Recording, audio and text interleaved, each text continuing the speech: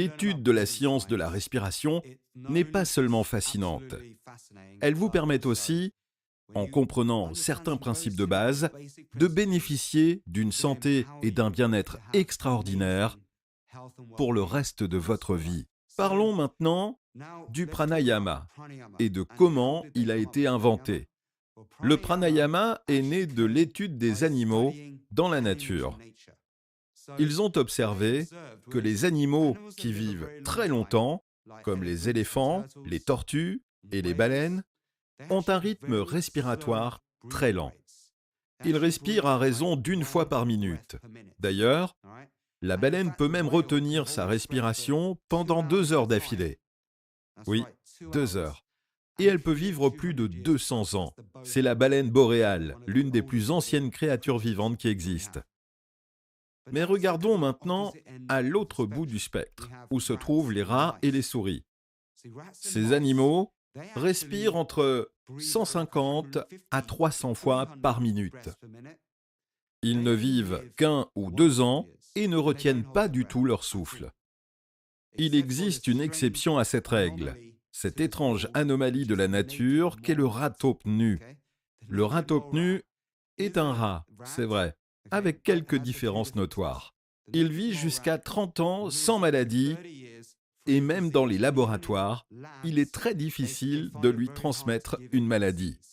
En quoi le ratopnu est-il différent? Voici l'explication. Le ratopnu vit principalement sous terre dans un environnement hypoxique. Il s'agit d'un environnement à très faible teneur en oxygène et à forte teneur en CO2. Et quoi d'autre? Le ratopnu peut retenir sa respiration pendant 18 minutes d'affilée. Il existe donc une réelle corrélation entre les temps de rétention du souffle, le rythme respiratoire et la longévité dans le règne animal.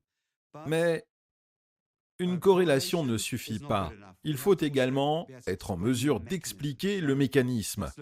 Examinons donc les travaux d'un autre scientifique remarquable, Helmut Zise. Helmut Zise est le père de la chimie redox.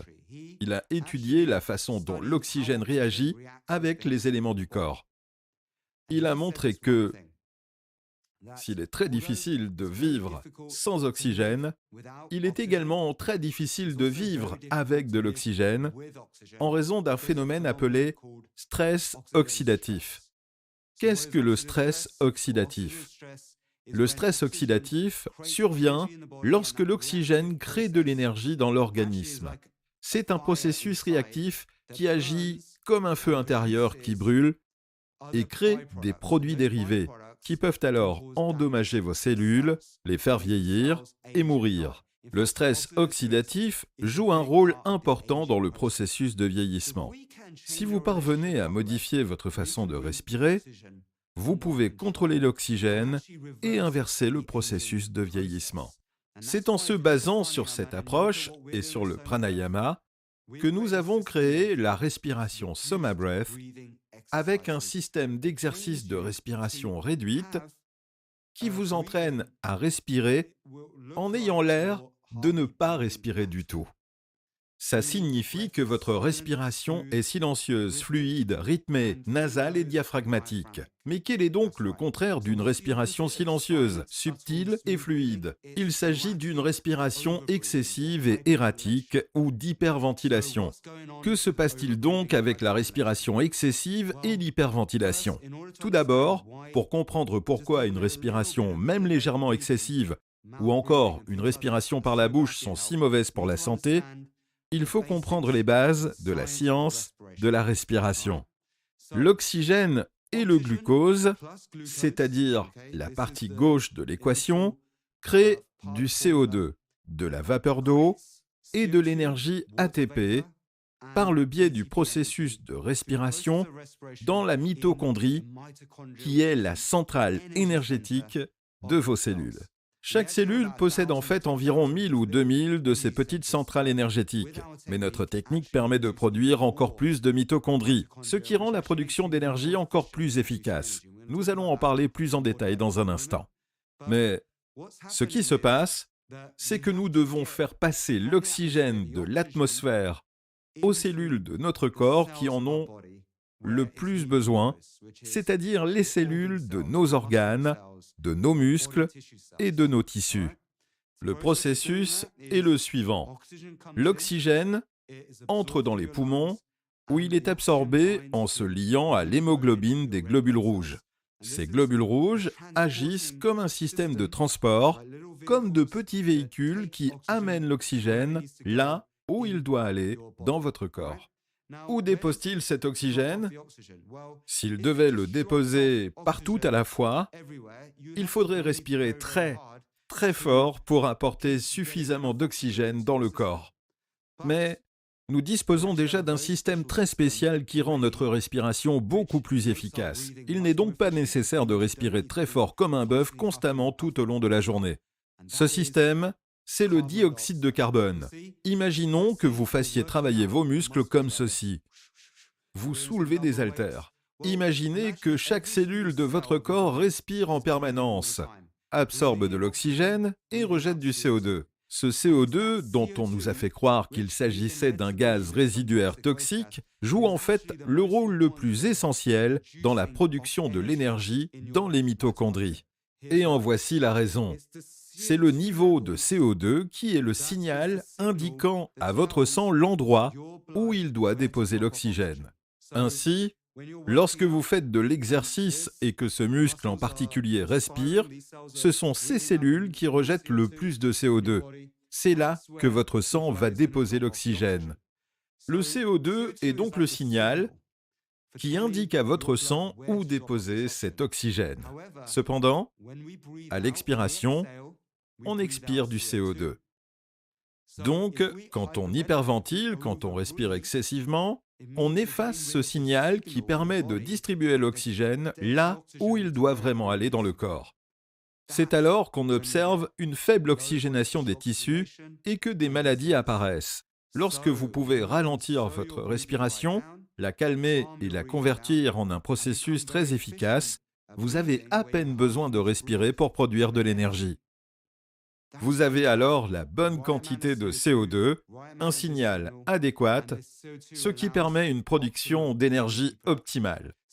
Le CO2 est également très important parce qu'il dilate les vaisseaux sanguins, détend les muscles et calme les neurones du cerveau. En cas de crise de panique ou d'anxiété, ou si vous êtes nerveux ou inquiet, le cerveau s'emballe et déclenche toutes ses activités neuronales de manière erratique.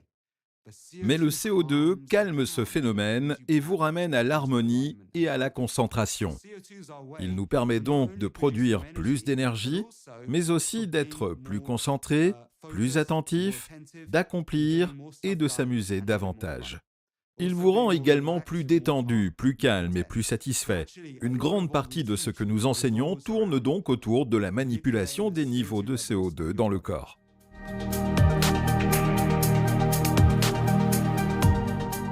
Voici quelques-unes des principales causes de l'hyperventilation. La respiration par la bouche, qui évacue trop de CO2. La suralimentation, car quand vous mangez, la digestion accapare une grande partie du flux sanguin. Si vous mangez trop, toute l'énergie est consacrée à la digestion, ce qui signifie que vous respirez beaucoup plus fort que nécessaire. Le manque d'exercice. Si vous ne faites pas assez d'exercice, vous ne produisez pas assez de monoxyde d'azote et les mitochondries perdent en efficacité. Ça entraîne une hyperventilation et une respiration inefficace. Une mauvaise qualité de sommeil et un sommeil excessif. Si vous ne dormez pas suffisamment, vous n'avez pas le temps de vous reposer et de vous régénérer. Mais dormir trop longtemps peut également être très nocif pour la santé. Nous en parlerons plus en détail quand nous aborderons la question du sommeil.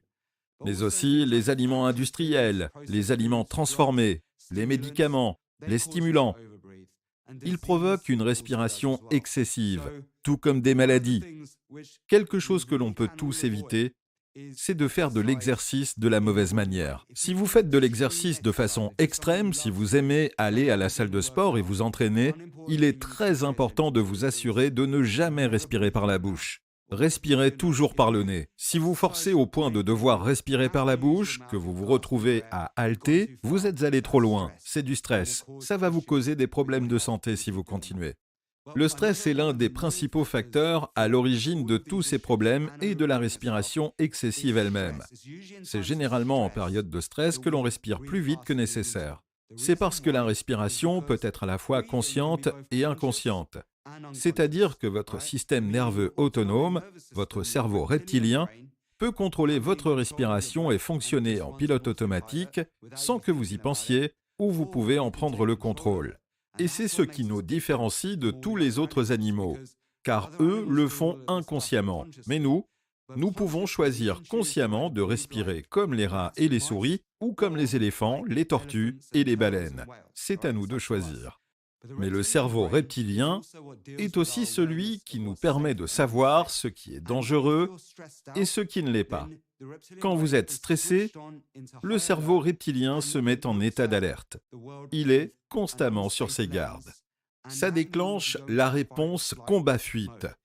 Et dans ce mode combat-fuite, tout le stress émotionnel, les pensées, les inquiétudes concernant l'avenir et le passé auxquels on s'accroche, tout ça augmente votre demande d'énergie et de respiration. On hyperventile, on respire comme quelqu'un qui a une crise d'angoisse ou de panique.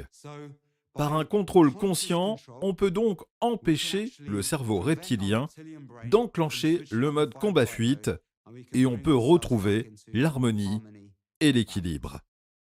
Un autre gros problème causé par la respiration excessive est la perturbation de la tolérance au CO2, qui est un facteur important pour votre santé. C'est la quantité de CO2 que vous pouvez supporter dans votre corps. Et si vous avez une faible tolérance au CO2, vous hyperventilez naturellement. C'est parce que c'est le CO2 qui indique à votre cerveau qu'il doit inspirer. Ce n'est pas le niveau d'oxygène, mais bien celui de CO2. Si vous avez une très faible tolérance au CO2, ça veut dire que vous respirez beaucoup plus vite que nécessaire et que votre production d'énergie est inefficace. Avec la pratique, vous pouvez augmenter rapidement votre tolérance au CO2. Vous supporterez plus de CO2 dans votre corps, ce qui signifie que vous produirez plus d'énergie de manière plus efficace et vous serez également plus calme et plus détendu.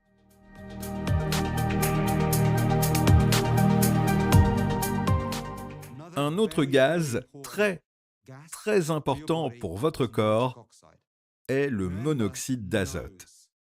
Il est communément appelé NO et ce gaz remarquable est produit uniquement par la respiration nasale. Il fonctionne comme le CO2. Il aide à acheminer l'oxygène là où il doit aller, mais c'est aussi l'antioxydant le plus puissant. Les antioxydants sont essentiels car ils préviennent le stress oxydatif. C'est pour ça qu'on a besoin d'antioxydants dans l'alimentation. Mais avec une grande quantité de monoxyde d'azote, on n'a pas besoin de manger autant. Le monoxyde d'azote est donc un puissant antioxydant, mais il est également antiviral, antibactérien et antimicrobien. Il tue les germes dans les voies nasales avant qu'ils n'atteignent les poumons. D'ailleurs, il existe un traitement contre la Covid appelé Sanotize. Il y a un NO majuscule dans le nom parce que c'est un spray de monoxyde d'azote qui a été cliniquement prouvé comme étant efficace à 98% contre la Covid. Mais on peut produire du monoxyde d'azote sur demande en appliquant les bonnes techniques que vous allez apprendre dans cette quête. Des études ont montré que le simple fait de fredonner permet de produire 7 à 15 fois plus de monoxyde d'azote. Le monoxyde d'azote est également anti-inflammatoire et bronchodilatateur. Donc si vous avez de l'asthme, il peut en soulager les symptômes. Et en tant qu'anti-inflammatoire, il peut réduire la douleur et vous permettre de vous sentir plus détendu dans votre corps. Je tiens donc à souligner l'importance du monoxyde d'azote en tant que gaz de guérison et de bien-être.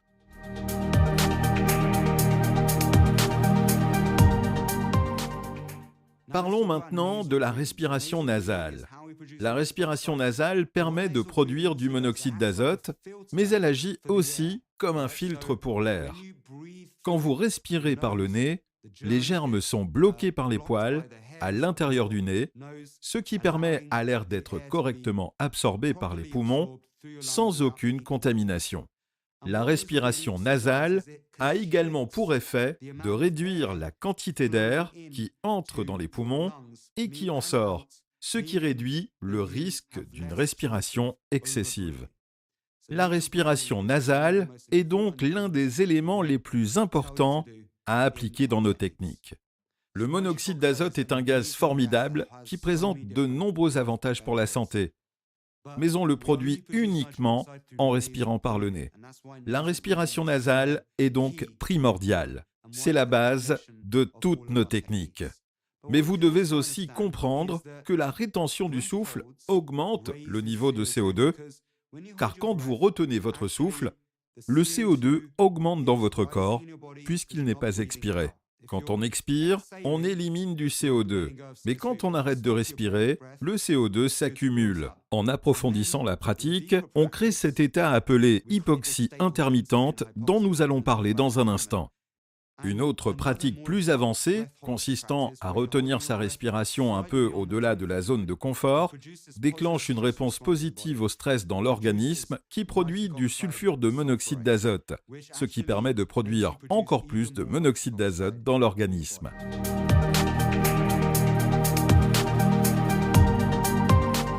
Parlons maintenant de la respiration fluide, rythmique et diaphragmatique. Voici ce que vous devez comprendre. Quand vous inspirez, vous stimulez le système nerveux sympathique. Il correspond à l'état actif, également connu sous le nom d'état de combat-fuite. À l'expiration, vous stimulez le système nerveux parasympathique. Quand vous inspirez et expirez en rythme, vous créez cet état d'équilibre dans le système nerveux et vous pouvez accéder à un état appelé cohérence. La respiration diaphragmatique est donc essentielle pour éviter la respiration excessive et l'hyperventilation. Si vous respirez par la bouche, vous avez tendance à respirer vers la poitrine. En revanche, si vous respirez par le nez, vous avez tendance à respirer automatiquement vers le diaphragme. Tout ce qui existe dans la nature a un rythme, une vibration. Toutes les fonctions du corps sont appelées biorhythmes parce qu'elles sont de nature rythmique. Mais chacune de ces fonctions corporelles sont appelées rythmes infradiens, ultradiens et circadiens. C'est le cas du cycle veille-sommeil, du système digestif, du système immunitaire. Ils sont tous régis par des cycles. Vous connaissez probablement aussi le cycle menstruel. Eh bien, ils sont tous subordonnés au rythme de votre respiration. En pratiquant la respiration rythmique, ne serait-ce que quelques minutes par jour, vous pouvez équilibrer tous ces rythmes. Et saviez-vous que la façon dont vous respirez peut même affecter la forme de votre visage et de vos dents? Un de mes amis, James Nestor, a écrit un livre extraordinaire intitulé « Respirer ». Il y explique scientifiquement comment la respiration excessive, l'hyperventilation, affecte la forme de vos dents, même de votre mâchoire, et peut modifier votre visage. Si vous voulez un lifting, arrêtez de respirer excessivement et maîtrisez votre respiration.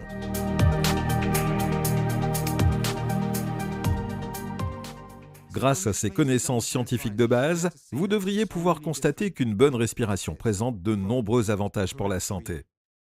Il y a les bienfaits sur le plan de la santé physique, la forme physique, la résistance, l'endurance, la prévention des maladies et une meilleure concentration.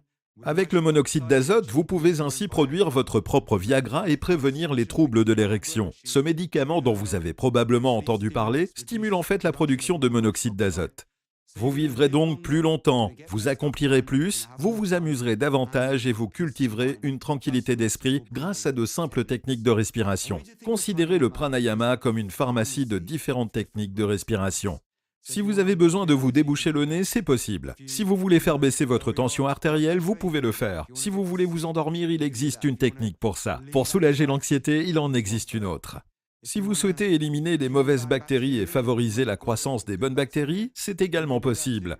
Vous pouvez même soulager la douleur. Mais il y a aussi des avantages fantastiques sur le plan de la santé émotionnelle et psychospirituelle.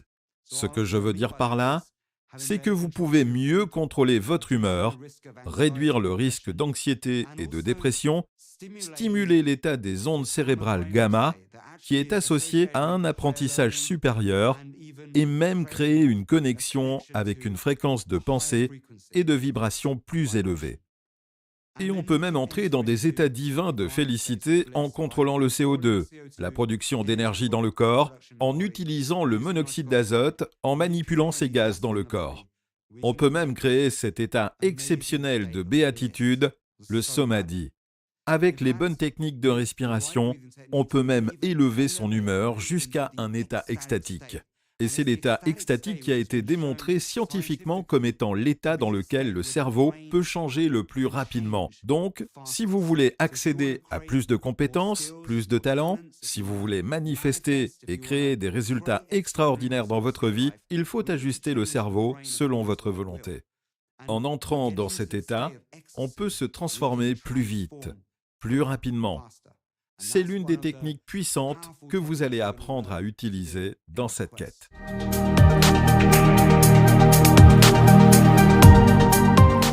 Vos exercices du jour consistent donc d'abord à faire le point avec vous-même et à vous assurer de respirer de manière consciente et attentive tout au long de la journée. Votre respiration est-elle silencieuse? Est-elle subtile? Est-elle fluide? Est-elle rythmée? Est-elle diaphragmatique? Respirez-vous par le nez? Expirez-vous par la bouche? Inspirez-vous par la bouche? Expirez-vous par la bouche? Que faites-vous? Devenez une personne qui est vraiment en contact avec qui elle est. Connaissez-vous vous-même? Ainsi, vous serez en mesure de comprendre pourquoi vous vous sentez d'une certaine façon et que votre respiration est influencée par votre humeur. Mais réciproquement, votre respiration affecte aussi votre humeur. Si vous êtes quelqu'un qui parle beaucoup, comme je l'ai fait dans cette vidéo, sachez que parler beaucoup peut aussi causer une respiration excessive. Si vous avez tendance à hyperventiler à force de parler, il est bon de faire une pause de 10 minutes toutes les heures environ. Observez alors votre respiration, l'inspiration et l'expiration par le nez. Ou vous pouvez simplement fredonner pendant seulement quelques minutes. Faites simplement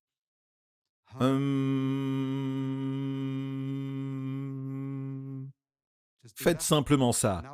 Ça permettra également de rééquilibrer votre corps. Il peut arriver que vous ayez du mal à respirer par le nez, par exemple quand il fait très froid dehors. Le fait de respirer par le nez est douloureux, mais faites simplement de votre mieux. Essayez de faire au mieux. Même si vous respirez par le nez pendant 50% de votre journée, ce sera un bon début.